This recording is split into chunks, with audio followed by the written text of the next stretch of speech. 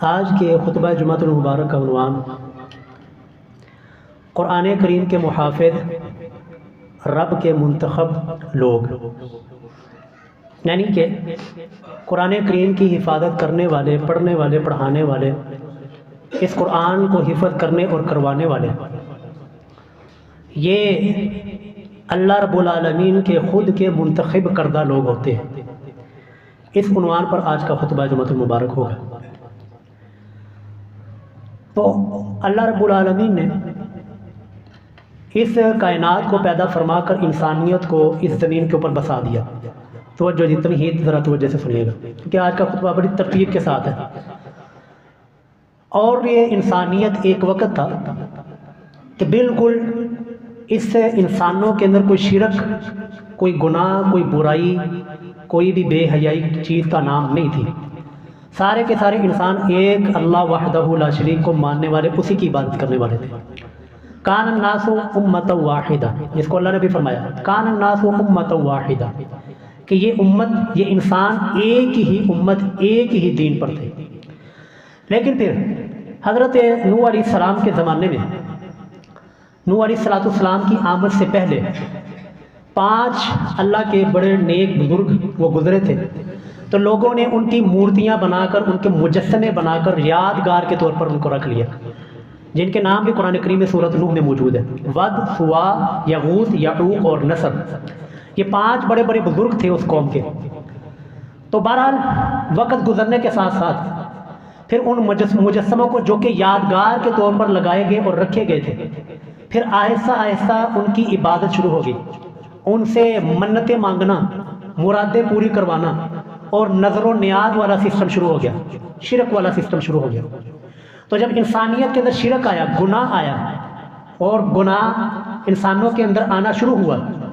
تو اللہ رب العالمین نے فَبَعَثَ اللَّهُ النَّبِيِّينَ مُبَشِّرِينَ وَمُنذِرِينَ، سورۃ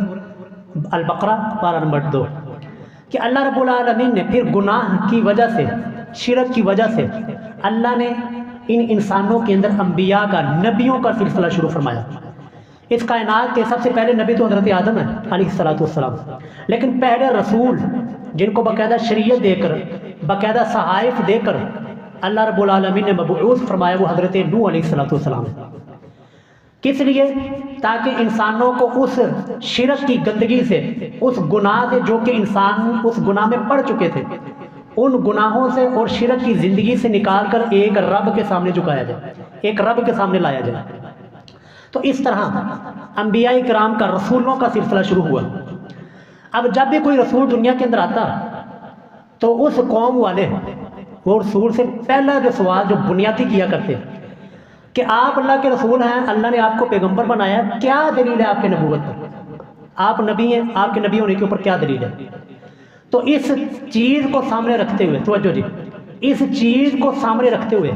انسانوں کے اس سوال کو سامنے رکھتے ہوئے، اللہ رب العالمین نے پھر ہر نبی کے ساتھ کوئی نہ کوئی ایسی چیز، کوئی نہ کوئی ایسا معجزہ، کوئی نہ کوئی ایسی نشانی وہ اللہ تعالیٰ نے اٹیچ کرنی شروع کر دی، کہ جس زمانے میں جو کام اور جو بھی اس زمانے کے اندر جو چیز عروج پر ہوتی، اللہ رب العالمین اس نبی کو اسی طرح کا معجزہ دے کر بھیجتے۔ جیسے کہ حضرت داؤد علیہ السلام کے زمانے میں خرفت، کاریگری، صنعت کاری یہ عروج پر تھی، لوگ لوہے کا کام کرتے، لوہے کی زیریں بناتے، تو حضرت داؤد علیہ السلام کو اللہ رب العالمین نے جو معجزہ دیا وہ تھا لوہے کو نرم کر دیا ان کے ہاتھ میں، وَأَلَنَّا لَهُ الْحَدِيدَ۔ جیسے ہم آٹا گوندھ کر آٹے کو جس مرضی شیپ کے اندر کنورٹ کر سکتے ہیں، آٹے کو جس طرح مرضی ہم بنا دیتے ہیں، اس طرح حضرت داؤد علیہ السلام کے ہاتھ میں اللہ نے لوہے کو نرم کر دیا۔ اس لیے یہ معجزہ دکھانے کے لیے کہ یہ عام طور پر ہوتا نہیں ہے کہ لوہے کو جب تک پگھلایا نہ جائے اس وقت ہم اس کو کوئی بھی شیپ نہیں دے سکتے، لیکن اللہ نے یہ حضرت داؤد علیہ السلام کے ہاتھ پر لوہے کو نرم کر کے یہ نشانی اور معجزہ دکھا دیا کہ واقعتاً یہ حضرت داؤد اللہ کے پیغمبر ہے، جس کو صحیح بخاری کی حدیث ہمارے محبوب صلی اللہ علیہ وسلم نے فرمایا، ما من الانبیاء نبی، کہ جتنے بھی انبیاء کرام اس دنیا کے اندر آئے، اللہ رب العالمین نے ہر نبی کو الا اعطی من الآیات، ہر نبی کو اللہ نے کوئی نہ کوئی نشانی ضرور دی ہے معجزے کے طور پر، جو کہ اس نبی کی نبوت کی دلیل ہوتا ہے۔ حضرت موسیٰ علیہ السلام کا زمانہ ہے، تو موسیٰ علیہ السلام کے زمانے میں جادوگری، جادو سیکھنا سکھانا یہ عروج پر تھا۔ تو حضرت موسیٰ علیہ السلام کو اللہ رب العالمین نے جو معجزات دیے وہ اسی طرح کے تھے۔ ایک قرآن کریم میں 9 معجزات کا ذکر ہے، فی 9 آیات الی فرعون وقومہ، 9 معجزات، لیکن 2 معجزات حضرت موسیٰ علیہ السلام کی نمایاں تھے، جن کے اوپر حضرت موسیٰ علیہ السلام کی نبوت کی دلیل تھی، نبوت کی بنیاد تھی۔ وہ پہلا معجزہ کہ حضرت موسیٰ علیہ السلام اپنے ہاتھ کو یہ بغل کے اندر رکھتے اور جب باہر نکالتے تو یہ سورج کی طرح دایاں ہاتھ روشن ہوتا۔ اسی طرح ان کے ہاتھ میں ایک لاٹھی عصا ہوتا، جب اس لاٹھی کو پھینکتے تو بہت بڑا اژدہا اور سانپ بن جایا کرتا تھا۔ حضرت عیسیٰ علیہ السلام کا زمانہ آتا ہے،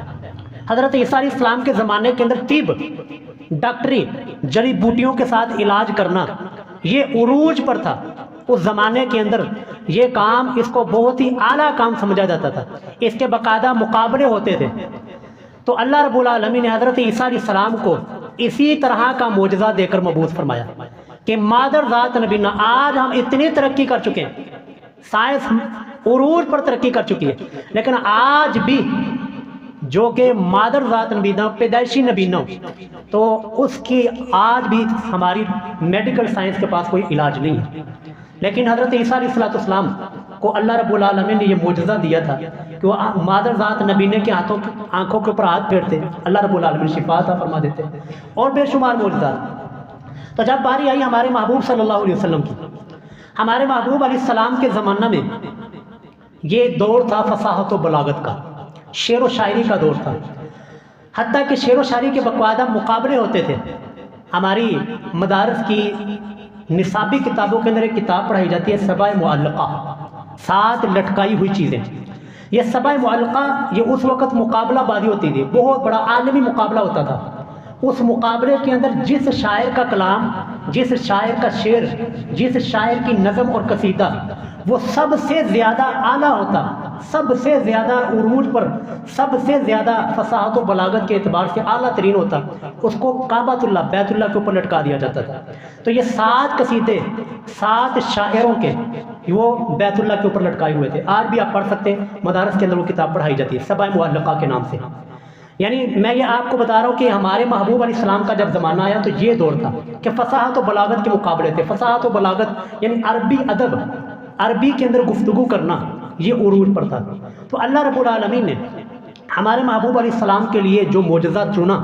بطور نبوت کی دلیل کے لیے، ویسے تو ہمارے محبوب کے معجزات بے شمار ہیں، ہمارے محبوب علیہ السلام کے معجزات کے اوپر بے شمار کتابیں لکھی گئی ہیں، لیکن جو ہمارے نبی کی نبوت کی دلیل ہے وہ قرآن کریم ہے۔ ہمارے محبوب علیہ السلام کے نبی ہونے کی دلیل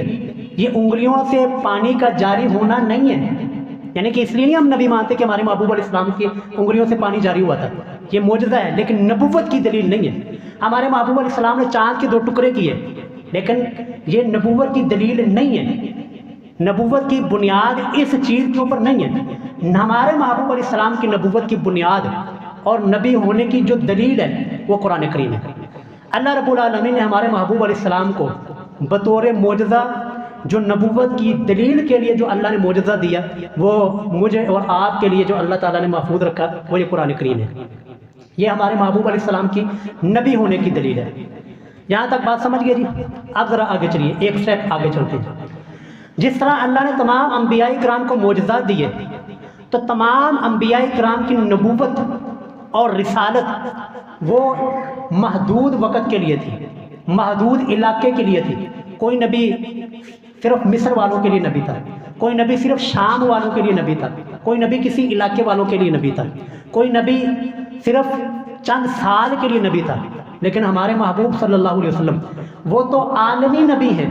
وہ تو ہر علاقے کے لیے نبی ہیں، وہ تو ہر زمانے کے لیے نبی ہیں، وہ تو قیامت تک آنے والے انسانوں کے تمام انسانیت کے لیے نبی ہیں۔ تو پہلے انبیاء کرام کو جو معجزات ملتے تھے، پہلے انبیاء کرام کو جو معجزات ملے وہ بھی نبی کی نبوت کے ساتھ وہ بھی ختم ہو گئے۔ موسیٰ علیہ السلام جب دنیا سے چلے گئے تو موسیٰ علیہ السلام کو جو معجزات اللہ تعالیٰ نے دیے تھے، کیونکہ ان کی نبوت وہ ایک وقت کے لیے تھی، تو ان کے ساتھ جو ان کے معجزات اٹیچ تھے وہ بھی چلے گئے۔ آج مصر کے میوزیم کے اندر ایک لاٹھی اور عصا رکھا ہوا ہے، سچ ہے جھوٹ ہے، صحیح ہے یا درست ہے وہ ایک الگ معاملہ ہے، لیکن ایک عصا اور لاٹھی رکھی ہوئی ہے کہ یہ وہی لاٹھی ہے کہ جو موسیٰ علیہ السلام کے ہاتھ میں ہوتی تھی تو سانپ بن جایا کرتی تھی، یہ وہی لاٹھی ہے کہ جو دریا کے اوپر پڑتی تھی تو دریا اپنے راستے بنا دیتا تھا، یہ وہی لاٹھی ہے کہ جو پتھر کے اوپر پڑتی تھی تو پتھر سے چشمے جاری ہو جاتے تھے۔ آج موسیٰ علیہ السلام تو دنیا سے چلے گئے لیکن لاٹھی موجود ہے، صحیح ہے یا غلط ہے وہ ایک الگ معاملہ ہے، لیکن لاٹھی موجود ہے۔ لیکن آج دنیا کے یہودی سارے کے سارے مل کے اگر ان سے کہا جائے آپ کے نبی حضرت موسیٰ علیہ السلام ہمارے بھی نبی ہیں لیکن تمہارا کہنا ہے کہ ہمارے نبی موسیٰ علیہ السلام تھے، تو دکھاؤ حضرت موسیٰ علیہ السلام کو جو اللہ نے معجزہ دیا تھا وہ ذرا کر کے دکھاؤ، وہ دکھاؤ، تو کوئی کر سکتا ہے؟ وہ لاٹھی کو سانپ دوبارہ بنا سکتا ہے کوئی؟ وہ لاٹھی کو اگر پتھر کے اوپر سب سے بڑا پوپ اور پادری اس کے ہاتھ میں پکڑا کر کہا جائے یہ سامنے پتھر ہے، اس کو پتھر کے اوپر مارو اور چشمے نکال کر دکھاؤ، نہیں کر سکتا۔ عیسیٰ علیہ السلام کے ماننے والے دنیا کے اندر کروڑوں موجود ہیں، آج کسی عیسائی سے کہا جائے جو عیسیٰ علیہ السلام کو جو معجزات ملے تھے ان معجزات میں سے کوئی معجزہ دکھاؤ، نہیں دکھا سکتا۔ تو پہلے انبیاء کرام دنیا سے چلے گئے تو ان کے معجزات بھی دنیا سے چلے گئے، انبیاء کرام کی نبوت ختم تو ان کے معجزات بھی ختم، کیونکہ ان کی نبوت یہ ایک وقت کے لیے ایک زمانے کے لیے خاص تھی۔ ہمارے محبوب علیہ السلام کی نبوت وہ عالمی نبوت ہے، ہمارے محبوب علیہ السلام کی نبوت وہ قیامت تک کے لیے نبوت ہے۔ تو اللہ رب العالمین نے پھر ہمارے محبوب علیہ السلام کو جو معجزہ دیا، جو ہمارے محبوب علیہ السلام کی نبوت کی دلیل ہے، وہ بھی قیامت تک ہونی چاہیے تھا۔ اس لیے اللہ رب العالمین نے ہمارے نبی کے لیے جس معجزے کا انتخاب کیا وہ یہ قرآن کریم ہے جو کہ میرے ہاتھ میں ہے۔ یہ دو سٹیپ ہو گئے، اب تیسرا سٹیپ طے کیجیے۔ پہلا سٹیپ ہر نبی کو معجزہ ملا، ہر اعتبار سے، زمانے کے اعتبار سے۔ ہمارے محبوب علیہ السلام کے زمانہ فصاحت و بلاغت کا تھا تو قرآن معجزہ ملا۔ دوسرا سٹیپ یہ ہوا کہ ہر نبی کا جب نبوت ختم ہو گئی، دور ختم ہوا تو معجزہ بھی ختم ہو گیا۔ ہمارے محبوب علیہ السلام کی نبوت باقی ہے، رسالت باقی ہے، تو ہمارے محبوب علیہ السلام کا معجزہ بھی باقی ہے۔ اب آئیے جی تیسرا سٹیپ کہ جب ہمارے محبوب علیہ السلام کو اللہ رب العالمین نے معجزے کے طور پر، دلیل کے طور پر، آج یعنی اگر کوئی کہے کہ محمد الرسول اللہ کو تم مانتے ہو نبی، جی ہم نبی مانتے، ہم اپنی جان تن من دن ہر کچھ اپنے نبی کے اوپر قربان کرنے کے لیے تیار ہیں، لیکن کہتے کہ تمہارے پاس دلیل کیا ہے کہ وہ نبی تھے؟ ہم کہیں گے یہ دیکھیں یہ قرآن ہے، یہ قرآن جو ہمارے نبی کو ملا تھا بطور معجزہ، اس جیسی کتاب 1400 سال گزر چکے ہیں انسانیت کو۔ قرآن نے یہ جو چیلنج آج سے 1400 سال پہلے کیا تھا، آج بھی وہ قرآن کریم کے اندر چیلنج موجود ہے کہ اگر وَإِن كُنتُم فِي رَيْبٍ مِّمَّا نَزَّلْنَا عَلَىٰ عَبْدِنَا فَأْتُوا بِسُورَةٍ، کہ اگر تمہیں شک ہے اس قرآن کے اندر کہ یہ قرآن اللہ کی طرف سے ہے کہ نہیں، اگر تمہیں اس قرآن کے اندر شک ہے کہ یہ محمد الرسول اللہ کی نبوت کی دلیل ہے یا کہ نہیں، محمد الرسول اللہ نبی ہیں یا کہ نہیں، تمہیں شک ہے تو فَأْتُوا بِسُورَةٍ مِّن مِّثْلِهِ، تو اس قرآن جیسی کوئی ایک صورت بنا کر لا کر دکھا دو، نہیں لا سکتے تو فَاتَّقُوا النَّارَ الَّتِي أُعِدَّتْ لِلْكَافِرِينَ، پھر اس آگ سے ڈر جاؤ، اس جہنم سے ڈر جاؤ جو کہ آگ اور جہنم اللہ نے در حقیقت کافروں کے لیے تیار کرتے رکھی۔ تو یہ قرآن ہمارے محبوب علیہ السلام کے معجزے کی، ہمارے محبوب علیہ السلام کی نبوت کی دلیل ہے۔ اور تیسرے نمبر پر تیسرا سٹیپ، اب چونکہ قرآن قیامت تک کے لیے، اور اس قرآن جو کہ ہمارے محبوب علیہ السلام کی نبوت کی دلیل ہے، اللہ رب العالمین نے فرما دیا کہ اس قرآن کو ہم نے نازل کیا اور اب اس قرآن کی حفاظت بھی ہم نہیں کرنی، کیونکہ پہلے جو کتابیں تھیں وہ ایک وقت کے لیے تھیں، جب وہ وقت ختم ہوا، نبی دنیا سے چلے گئے تو ان کی وہ وقت ختم ہونے کے ساتھ ان کی جو تعلیمات تھیں وہ بھی ختم ہو گئی۔ اب یہ قرآن اور ہمارے نبی کی نبوت وہ قیامت تک کے لیے، تو قرآن کو بھی اللہ تعالیٰ نے قیامت تک کے لیے زندہ رکھنا تھا۔ اللہ رب العالمین نے پھر اس تیسرے نمبر پر قرآن کریم کی حفاظت کی ذمہ داری بھی اٹھا لی کہ اِنَّا نَحْنُ نَزَّلْنَا الذِّكْرَ وَإِنَّا لَهُ لَحَافِظُونَ، کہ ہم نے یہ معجزہ نازل کیا ہے، اب ہم اس معجزے کی حفاظت بھی ہم خود ہی کریں گے۔ اب ذرا توجہ سے سننا جی، اس قرآن کی حفاظت کی ذمہ داری اللہ تعالیٰ نے اٹھا لی، حفاظت اور محفوظ رکھنے کی ذمہ داری اللہ رب العالمین کی ہے، لیکن ہم زمانے کے اندر دیکھتے ہیں قرآن کریم کو جلایا جاتا ہے کہ نہیں، قرآن کریم کی توہین بھی کی جاتی ہے، قرآن کریم کو نعوذ باللہ پھاڑا بھی جاتا ہے، اور قرآن کریم کو اور بے شمار اس کی توہین آمیز کلمات اس بارے میں کہے جاتے ہیں، تو کیسے اللہ تعالیٰ نے اس کی حفاظت کی؟ سوچیے گا، اللہ نے اس قرآن کی حفاظت کرنی تھی، کیسے کی اللہ تعالیٰ نے؟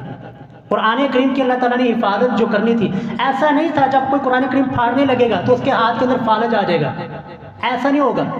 کہ قرآن کریم کو جب کوئی نعوذ باللہ جلانے کی کوشش کرے گا تو اللہ تعالیٰ اس کے ہاتھ کے اوپر فالج گرا دے گا، ایسا نہیں ہوگا۔ ایسا کہ ہمارا ایمان ہے، ہمارا عقیدہ ہے کہ ہمارا رب یہ چیز کرنے کے اوپر بھی قادر ہے، اور یہ عقیدہ ہے کہ نہیں کہ اگر کوئی قرآن کریم کو جلانے کی کوشش کرے، قرآن کریم کی توہین کرنے کی کوشش کرے، تو ہمارا ایمان اور عقیدہ ہے کہ رب اس کے ہاتھوں کے اوپر فالج گرا سکتا ہے، اس کو اسی وقت نیست و نابود اور تباہ و برباد کر سکتا ہے۔ لیکن اللہ رب العالمین نے اس دنیا کو اسباب کے ساتھ جوڑا۔ اب پھر اللہ نے رب العالمین نے کیسے اس قرآن کی حفاظت کی، کیسے اس قرآن کو محفوظ رکھا، کیسے 1400 سال سے آج یہ قرآن ہمارے درمیان محفوظ ہے۔ اللہ نے خود ہی اس کا جواب دیا۔ اللہ فرماتے ہیں ہم نے قرآن کو اس طرح محفوظ، توجہ قرآن کو اللہ نے کیسے محفوظ رکھا ہے۔ اللہ فرماتے ہیں کہ ہم نے اس قرآن کو نازل کیا، نازل کرنے کے بعد ثم اورثنا الکتاب الذین اصطفینا من عبادنا، اللہ حافظ قرآن کی عظمت کے اوپر سب سے ٹاپ کی جو آیت ہے نا قرآن کریم میں وہ یہی ہے، سورہ فاتر، سورہ یاسین سے پچھلے والی صورت ہے، اس کی آیت نمبر ہے جی 32۔ اللہ فرماتے ہیں کہ اس قرآن کی حفاظت کے لیے ہم نے حفاظت تو کرنی ہے، قیامت تک اس کو رکھنا ہے، لیکن یہ ڈائریکٹ نہیں ہوگا کہ قرآن کریم کی کوئی توہین کرنے لگے تو زمین کے اندر دنسا دیا جائے، ایسا نہیں ہوگا۔ ایسے ہوگا کہ قرآن کریم کی توہین یا قرآن کریم کو جلانے لگے تو ایک حافظ قرآن اٹھ کے کہے گا دنیا کے سارے قرآن بھی کافر ہو تم اگر تم جلانے کی کوشش کرو، تو تب بھی یہ قرآن دنیا سے ختم نہیں ہوگا۔ کیوں نہیں ختم ہوگا؟ کہ اللہ رب العالمین نے اس کے لیے ثم اورثنا الکتاب الذین اصطفینا من عبادنا، اللہ فرماتے ہیں ہم نے خود انتخاب کیا ہے، ہم نے خود چنا ہے اپنے بندوں میں سے اس قرآن کی اور اس کتاب کی حفاظت کے لیے۔ کہ اللہ رب العالمین نے جیسے ہم وہاں پر جاتے ہیں نا کوئی چیز لینے کے لیے، کوئی پھل لینے کے لیے، کوئی تربوز لینے کے لیے، تو وہاں پر ٹھوک بجا کر دیکھتے ہیں کہ کہیں اندر سے کچا نہ ہو، اور اس کو الٹ پلٹ کے دیکھتے ہیں، اس کو ہر اینگل سے دیکھتے ہیں، ہر نظر سے اس کو دیکھتے ہیں کہ کہیں کوئی داغی یا کوئی عیب والا پھل وہ میں گھر نہ لے کر جاؤں۔ اس کو عربی میں کہا جاتا ہے اصطفا۔ اللہ کیا فرماتے ہیں ثم اورثنا الکتاب الذین اصطفینا، کہ اللہ فرماتے ہیں ہم نے بندے تو سارے تھے، بندے تو بہت تھے، لیکن ہم نے اپنے بندوں میں سے چند بندوں کا انتخاب کیا، ٹھوک بجا کر ان کو اچھی طرح اینگل سے چیک کر کے کیا یہ میرے قرآن کی، میرے کلام کی اور میرے نبی کی جو نبوت کی دلیل ہے اس کو اٹھانے کے قابل بھی ہے یا کہ نہیں۔ ورنہ دیکھیے جی آج ہمارے اس مدرسے میں بھی بچے حفظ کر رہے ہیں، اور اللہ کے فضل سے الحمدللہ کافی سارے بچے حفظ کر کے چلے بھی گئے۔ یہاں پر ہمارے اس علاقے گجر خان کے اندر بے شمار بچے ہیں،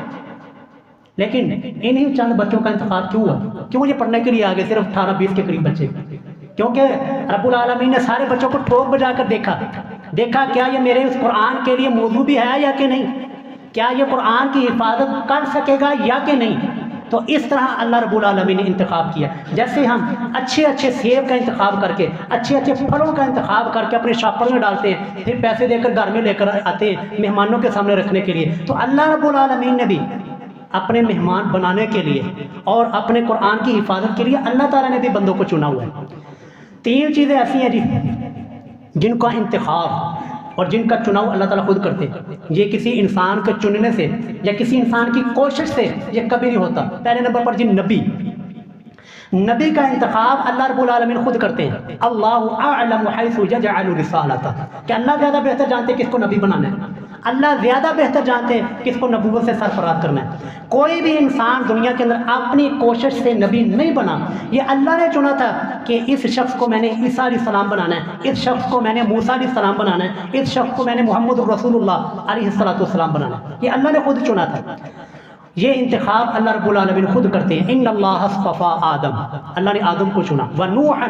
حضرت نوح کو چنا، وآل ابراہیم وآل عمران علی العالمین، تمام جہان والوں میں سے اللہ نے انتخاب آدم کا کیا، نوح کا کیا، ابراہیم علیہ السلام کا کیا، وآل ابراہیم وآل عمران علی العالمین۔ تو پہلے نمبر پر جو انتخاب اور منتخب اللہ تعالیٰ خود کرتے ہیں وہ نبی۔ دوسرے نمبر پر اس نبی کے حواری، اس نبی کے مشن کو آگے لے جانے والے، نبی کے جانثار، نبی کے صحابی، کس کو اور صحابی بنانا ہے کس کو صحابی نہیں بنانا، یہ بھی انتخاب اللہ تعالیٰ خود کرتے ہیں اپنی طرف سے نہیں۔ بات مسند احمد کی حدیث ہے، حدیث کا نمبر 3600، 3600 حدیث کا نمبر ہے۔ حضرت عبداللہ بن مسعود رضی اللہ تعالیٰ عنہ فرماتے ہیں کہ اللہ رب العالمین نے اپنی مخلوقات کو پیدا کر کے مخلوق میں سے سب کے دلوں کو دیکھا، سب کے دلوں کو جانچا، تو سب سے اعلیٰ اور سب سے بیسٹ دل اللہ کو محمد الرسول اللہ کا لگا۔ تو اللہ تعالیٰ نے ختم نبوت کے لیے اللہ رب العالمین نے ہمارے محبوب علیہ السلام کا انتخاب کیا۔ اللہ رب العالمین نے پھر بعد کے اندر دوبارہ ان دلوں کے اوپر نظر دوڑائی کہ اب محبوب کو تو چن لیا، ختم نبوت کے لیے تو شخص کا انتخاب ہو گیا، لیکن یہ مشن بہت ہی سٹرونگ ہے، یہ مشن بہت ہی سخت ہے، یہ ذمہ داری بہت بڑی ہے۔ اس ذمہ داری کے لیے حضرت ابن مسعود رضی اللہ عنہ فرماتے ہیں کہ اللہ نے دوبارہ دلوں کی طرف دیکھا، تو جو کمال کے دل تھے، جو سب سے اعلیٰ اور بیسٹ دل تھے، اللہ رب العالمین نے ان کو چن کر، ان کو اٹھا کر میرے نبی کا صحابی بنا دیا۔ یہ حضرت ابوبکر، حضرت عمر، حضرت عثمان، حضرت سیدنا علی اور باقی جمیع اصحاب محمد صلی اللہ علیہ وسلم یہ خود سے نہیں صحابی بنے، ان کو اللہ نے چنا ہے، ان کو اللہ نے اٹھا کر زمین سے ان کو محمد الرسول اللہ کا صحابی بنایا۔ تو تیسرے نمبر پر جو انتخاب ہوتا ہے، جو اللہ تعالیٰ خود چنتے ہیں، جو اللہ تعالیٰ خود انتخاب کرتے ہیں، وہ جی حافظ قرآن۔ ورنہ زمانے کے اندر ہم سے زیادہ طاقتور، ہم سے زیادہ مال والے، ان بچوں سے زیادہ خوبصورت، ان سے زیادہ مال والے، ان سے زیادہ دولت والے، ان سے زیادہ ذہین، ان سے زیادہ فتین، ان سے زیادہ اچھی زندگی گزارنے والے وہ ہمارے اس علاقوں کے اندر موجود ہیں۔ لیکن اللہ رب العالمین نے اس کلام کی حفاظت کے لیے جس طرح نبی کا انتخاب اللہ خود کرتا ہے، صحابی کا انتخاب اللہ تعالیٰ خود کرتا ہے، اسی طرح قرآن کی حفاظت کے لیے، قرآن کو اپنے سینے میں بسانے کے لیے بھی اللہ تعالیٰ انتخاب خود کرتے ہیں۔ اپنی طرف سے نہیں، میں نے سورۃ فاطر کی آیت نمبر 32 پیش کی ہے، وہاں پر وہی لفظ ہے جو اللہ تعالیٰ نے لفظ نبیوں کے لیے استعمال کیا، فرمایا وہاں نبیوں کے لیے بھی ان اللہ اصطفیٰ آدم، اور حافظ قرآن کے لیے لفظ ثم اورثنا الکتاب الذی نصطفینا من عبادنا۔ تو یہ عظمت اور یہ شان ہے جی قرآن کریم کے حوالے سے کہ اللہ رب العالمین نے ان کو یہ مقام اور یہ فضیلت دی ہے کہ ان کا انتخاب اللہ تعالیٰ نے خود کیا۔ جب تک انسان اللہ کے اس انتخاب کی قدر کرتا ہے، اللہ بھی اس کی قدر کرتا ہے، لیکن جب انسان اللہ کے اس انتخاب کی بے قدری کرتا ہے، توجہ جی، کہ اللہ نے تو چنا تھا اپنے قرآن کی حفاظت کے لیے، اللہ نے تو چنا تھا اس کے سینے میں قرآن رکھنے کے لیے، لیکن اس نے قرآن کی وہ ذمہ داری سنبھالنے سے انکار کر دیا، اللہ تعالیٰ کے اس چناؤ کی قدر نہیں کی، تو ہم دیکھتے ہیں جی، آپ نے بھی زمانے کے اندر دیکھا کہ جو حافظ قرآن جب بگڑ جائے شیطان بھی اس سے پناہ مانگتا ہے۔ ایسے ہوتا ہے کہ نہیں کہ جو بچہ قرآن کریم پڑھ کے، قرآن کریم حفظ کر کے بگڑ جائے، یا قرآن کریم پڑھ کر چھوڑ کر پھر بگڑتا ہے، پھر شیطان بھی اس سے پناہ مانگتا ہے۔ کیوں ہوا یہ سزا؟ کیوں دنیا اور آخرت کے اندر ملتی ہے؟ اس لیے کہ اس کو تو چنا تھا اللہ نے اپنے کلام کی حفاظت کے لیے، اس کا انتخاب تو اللہ نے اپنے کلام کی حفاظت کے لیے کیا تھا، لیکن اس نے اس اللہ کے انتخاب کی بے قدری کی، اللہ تعالیٰ دنیا اور آخرت میں ذلیل کر کے رکھ دیتا ہے۔ تو عزیزو، اس کے ساتھ ساتھ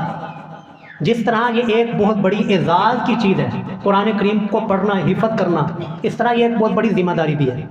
یہاں پر چونکہ ہمارے وہ بچے بھی موجود ہیں اور بچوں کے والدین بھی موجود ہیں، عزیز رشتہ دار بھی موجود ہیں، تو یہاں پر میں حفظ کے حوالے سے 3 گزارشات ان والدین کی خدمت میں اور ان بچوں کی خدمت میں اور آپ تمام حضرات کی خدمت میں رکھنا چاہوں گا، کیونکہ جہاں پر یہ بہت بڑی فضیلت کی بات ہے، وہاں پر بہت بڑی ایک ذمہ داری کی بات بھی ہے، تو اس ذمہ داری کو سمجھنے کی بھی ضرورت ہے۔ پہلی چیز کہ حفظ کے لیے، کیونکہ انتخاب اللہ تعالیٰ نے کرنا ہے، لیکن سبب اللہ نے آپ کو بنانا ہے، اللہ نے آپ کے دل میں بات ڈالنی ہے، اللہ نے آپ کو اس کے لیے منتخب کرنا ہے۔ آپ اپنے بچے کو مدرسے میں داخل کروائیں، آپ اپنے بچے کو قرآن حفظ کے لیے وقف کریں۔ تو یہاں پر جس بچے کو قرآن کریم حفظ کا شوق ہے نا جی، جو شوق کے ساتھ حفظ کرنا چاہتا ہے اس بچے کو لازمی اس کو ضائع نہ ہونے دیں، لیکن جس کو شوق نہیں ہے آپ اس کے اوپر زبردستی کر لیں، سمجھ لیں کہ یہ رب کا انتخاب یہ نہیں ہے، تو پھر آپ اس کے اوپر زبردستی نہ کریں، اس کو زبردستی یہاں پر نہ لے کر آئیں، نہ ہی وہ حفظ کرے گا نہ ہی وہ حفظ کر سکے گا۔ یہ بات ہے جی شوق کی، شوق کون ڈالتا ہے؟ ایک اللہ، وہ اللہ ہی دلوں کے اندر بات اور شوق ڈالتا ہے کہ انسان کے دل کے اندر شوق اٹھتا ہے یار میں حفظ کروں، والد کے دل میں شوق اٹھتا ہے کہ میں اپنے بچے کو حفظ کرواؤں۔ تو شوق کے علاوہ ہم نے اپنے فارم کے اندر بھی، داخلہ فارم کے اندر بھی لکھا ہوا ہے کیا بچہ حفظ کرنے کے لیے کیا اس کو شوق ہے؟ شوق نہیں ہے تو پھر اس کے حفظ کرنے کا کوئی فائدہ نہیں، کیونکہ وہ پھر یا تو پڑھ کے بلا دے گا یا پھر درمیان کے اندر ہی بھاگ جائے گا، کیونکہ یہ بہت بڑی ذمہ داری ہے۔ اگر یہ ذمہ داری اس کو اچھے طریقے سے نہ نبھایا تو صحیح بخاری کی حدیث ہے،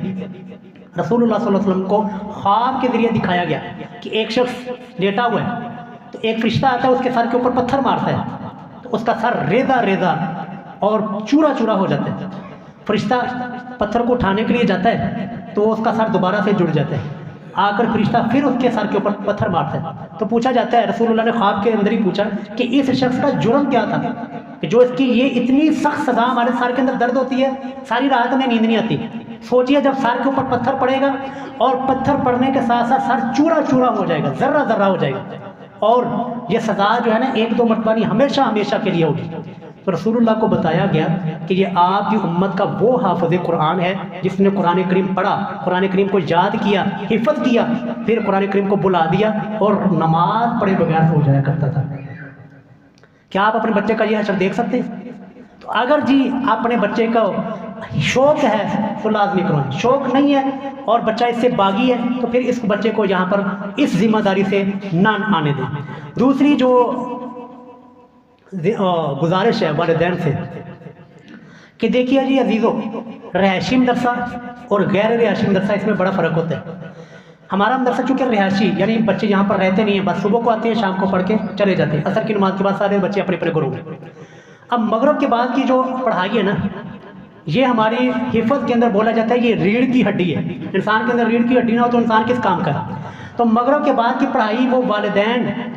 की जिम्मेदारी है कि वो अपने घर के अंदर अपने बच्चों को पढ़ाएं। अगर तो ये मदरसा रिहायशी होता, बच्चे यहाँ पर 24 घंटे शाम को भी रात को भी यहाँ पर मौजूद होते, तो फिर उस्ताद की जिम्मेदारी होती है, फिर उस्ताद की जिम्मेदारी होती है कि वो अपने बच्चों को पढ़ाए और टाइम दे, बच्चों को सबक याद करवाए और जो कल को उन्होंने मंज़र पारा सुनाना है वो भी याद करवाए। लेकिन गैर रिहायशी मदरसा जहाँ पर बच्चे रात को नहीं रहते, नहीं ठहरते, वहाँ पर फिर वालिदैन की जिम्मेदारी होती है कि रात को मगरिब के बाद बच्चे आपके पास है। अब आपकी जिम्मेदारी बनती है कि आप अपने बच्चों को बिठाएं, उनको सबक याद करवाएं, सबक के बाद जो उन्होंने कल को पारा सुनाना है वो पारा भी उनको याद करवाएं और देखें अच्छी तरह। तीसरे नंबर पर जो गुजारिश है ना, जो सबसे अहम गुजारिश है वो ये है कि मगरिब के बाद की पढ़ाई, मैं इन बच्चों से भी गुजारिश करूँगा, इनके वालिदैन से भी गुजारिश करूँगा कि मगरिब के बाद अगर बच्चा आपका नहीं पढ़ता ना, तो जी अगले दिन आपका बच्चा हिफ़्ज़ के अंदर नहीं चल सकेगा, क्योंकि मगरिब के बाद चीज़ों को, सबक को, सबकी को, मंज़र को याद करना होता है। हमारे पास जो वक़्त होता है सुबह 8 से लेकर असर तक, इसमें बच्चे ने सुनाना ही होता है। सबक सुना के गया, फिर जिस पारे के ऊपर सबक है वो दोहरा कर फिर वो सुनाना,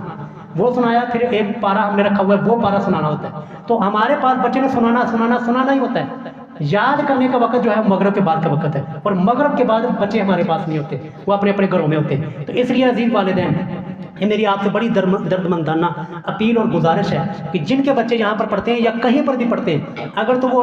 मदरसे में नहीं ठहरते तो मगरिब के बाद लाजमी अपने बच्चों को पढ़ाएं और इस जिम्मेदारी को खुद भी समझें और अपने बच्चों को भी समझाएं।